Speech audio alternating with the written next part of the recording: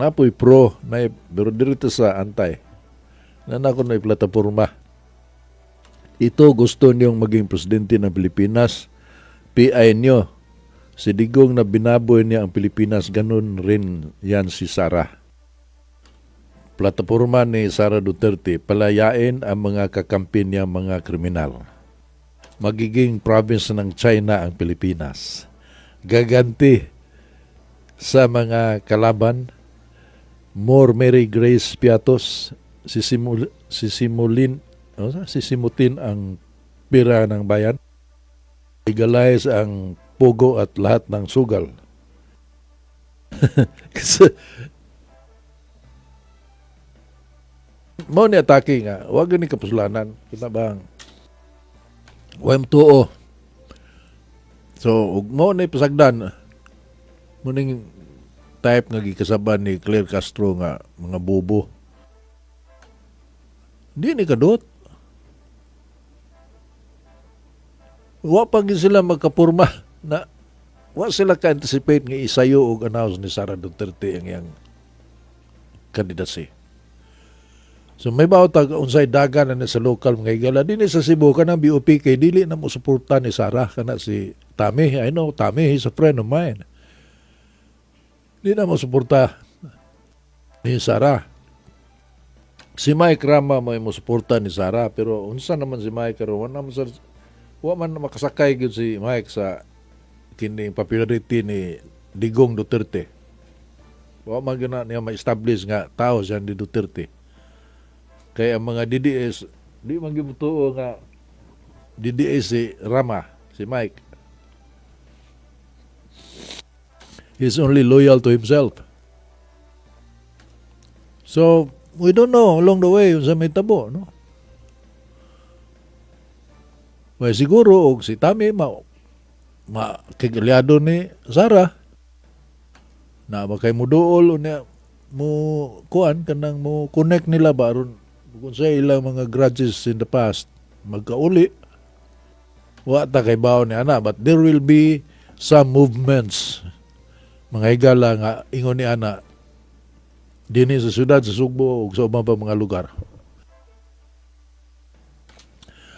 Uyon kayo ko nga kahimtang ano man. Kaya kanang campaign period nga gisita sa kumilik mga higala hinanggaw man gyud na siya. Kinanglan gyud nga mura nay ana rang panahon na nga mga kampanya. Nginganlan na siya official campaign period. Unya daghang mga restrictions kunuhay. Kana hipokrito kayo nga pamaagi nga wa gyud mutuman. Kay di man sa gyud lisod tumanon. Lisod tumanon. Ug magtan-aw ko sa kumilik mura sa kinta sila kanang job well done ba. When in fact, di ko na tinuod. Puro na istorya kay the truth is mga panya ng mga kandidato.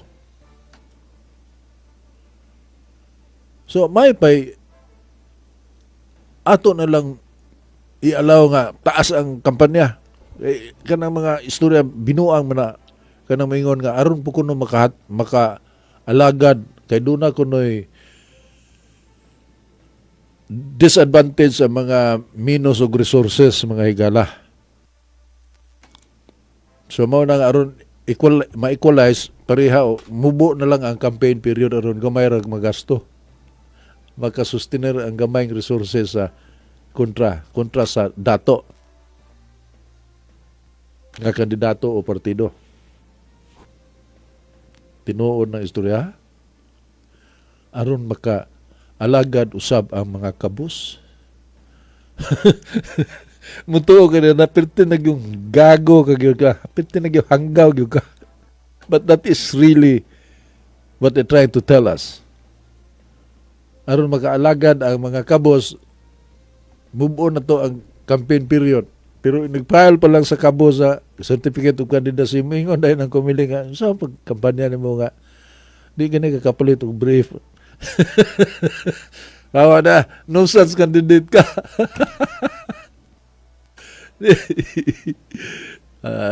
Kuanggon ka nang di sa na ingon anak kabos gyud kayo pero just to drive home a point mga higala.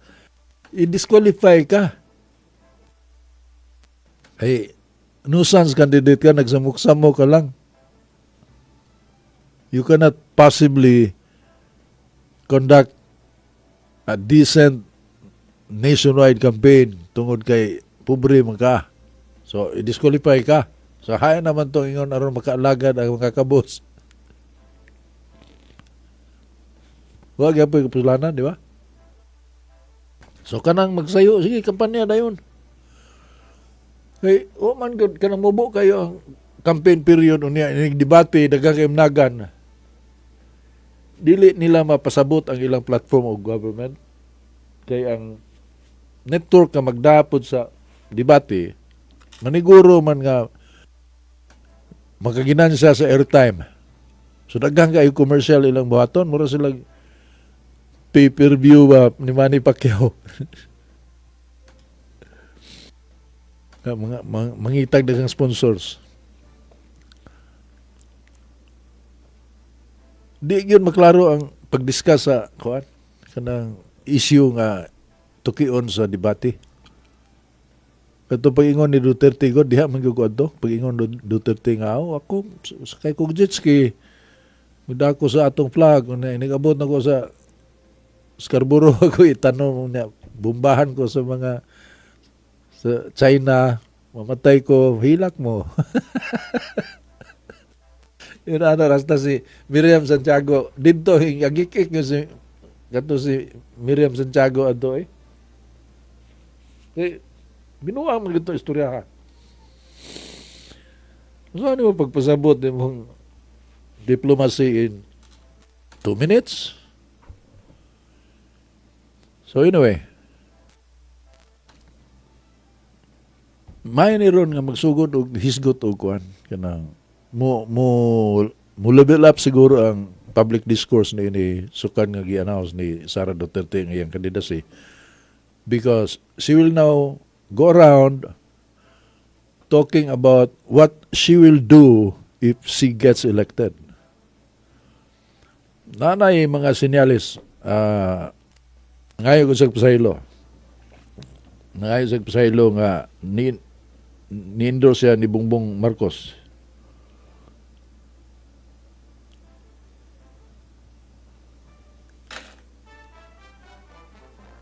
Anay, kanang quote, "My fellow Filipinos, let us bring back courage and compassion for God, for the country, and for every Filipino family.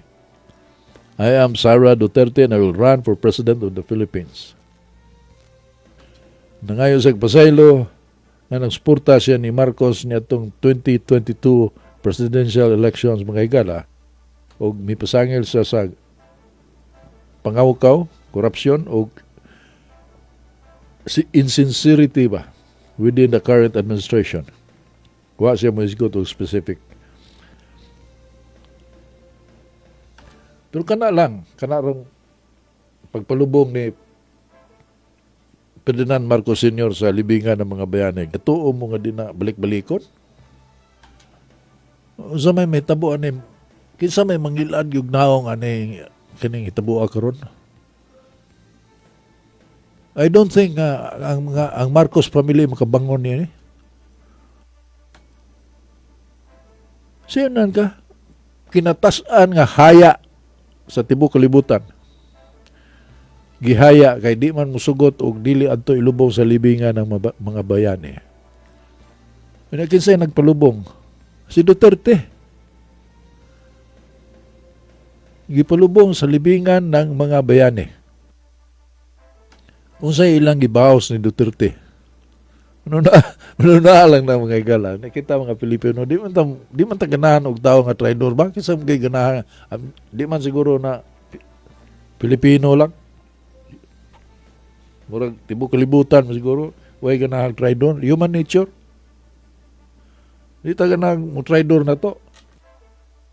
Kana, saom na traidor man gan. Bisag kung saon ni mo spelling na. Kaya mayngon sila nga ako na sila labot pagpadaan ni Duterte sa dahig. Kinsa may mutuo niya na. Ang mutuo niya na are idiots. Involved kaayo sila. Sila ay gaplano sa gibutyag ng una ni Rimulya nga utrosan. Iyang makak humanan niyang istorya o national television. Dili to iyahalang nga modus. Sila kuno may plano adto. Hisgutan niyang upat nga. Silang upat. So diyang, di day mao ang iyong tubag. Na mga consequences. Dito na nagkabuang siya hubad. Kuan siya nga, mudagag presidente. Napoy proposal nga si katukon si Torre padaganon lang presidente ka may chance mudaog. Naunsa. Nayabag na yun. Ha? Rimulya, Torre, Robredo, mga possible candidates. Unya, kana lagi mudagan ka mga higala kung ang imong kwarta overwhelming. Kinsa may ilang source of funding. Kana mga traditional nga mga donors, di na mohatag og kwarta nila Posible pang adto padung ng kwartahan ni Sara Duterte. Pero si Sara Duterte will impose conditions kung mudawat man ugaling siya. Nang kontra na siya sa mga oligarchs kay di man na nila tuta god, di man na nila tuta si Sara kaya ang amahan di man wa man gyud mahimong tuta nila. So either mo gastos lang taman sa ginawa aron mo finance sila sa ilang himong kandidato at bang ni Sara Duterte. May bawaran na to. We will soon find out mga higala. O kinsa na. Ang pait ana og mo gamble sila diyang dapitan niya, mapildi gihapon sila. Which is probably what will happen. So either way, malipayon siguro ta. Ako nga mas maayo. The Philippines will be better off kung ang mga presidente si Sara Duterte. I have already explained why. Not because of Sara per se, but because wa siya magagad og mga alliances sa iyang political strength.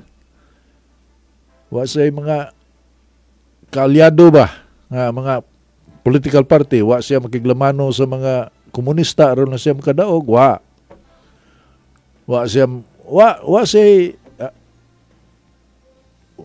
siya mupagig kuan kanang mga koalisyon. So meaning ug siya molingkod kay bawo ni sa unsay ang buhaton, wa nay mga sabut-sabutan pa og kinsa pasudlon na ng departamento. So she will start on day 1 kung siya mapresidente na. Samtang ang pikas, mag-alliances sila, niya mag-away na siya, magbahin na sila, o sila makadaog, magbahin sa spoils of victory. Wa pata kay bawag, unsay ilang buhaton, iniglingkon nila kay lain-lain man sila agenda. So samtang nagkamada pa sila, ang Pilipinas gakagod na. Ay, nako, mga gala pa ita. So, dinirta kutob. Lita si the scattered, o si Manny Pacquiao pa, tanawon, makita ang katag. Uban ni Dudong Lapid rin sa Master Control, o sungan sa ato General Manager, Engineer Ruben Bertuccio. Atong tapuso ng atong tulumanon pinagi sa Pangaliya ni St. Arnold Johnson atong kopyahon mga higala kay nindot ni nga prayer ug atong ibutang atong kuglingon sa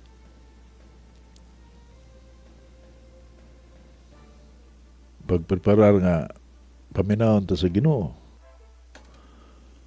May the darkness of sin and the night of unbelief vanish before the light of the Word in the Spirit of grace. And may the heart of Jesus live in the hearts of all men. Amen.